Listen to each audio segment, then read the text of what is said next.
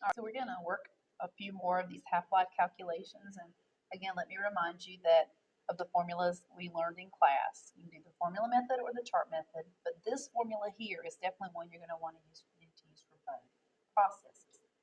So on the last lesson, I went through 1 and 2. I'm going to do 3 and 4 with you now. We're going to skip number 3 for the time being.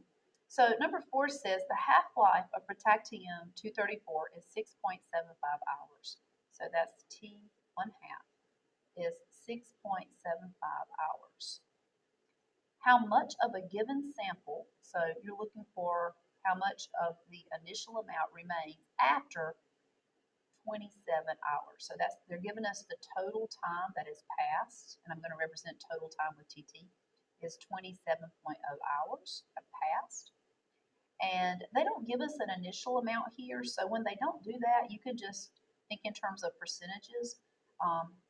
So let X initial be the whole, which would be equal to 1, or you could pick 100 if you want, but I like to keep my numbers simple. And then X final is what you're looking for.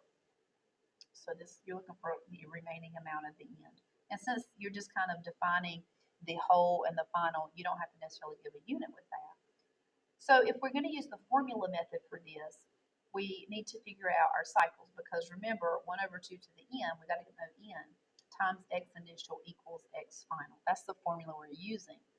So to figure out our cycles, we use the formula for n, the cycles, is equal to the total time that is passed divided by your half-life. So we're given both of these things here, 27.0 hours divided by 6.75 hours. So when you plug in for that, 27 divided by 6.75, make sure you're plugging this in with me so that you can verify you're getting the same information.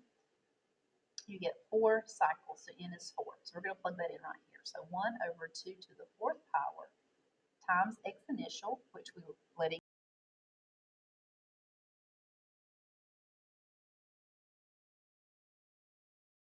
defining, and that's 16. So that becomes 1.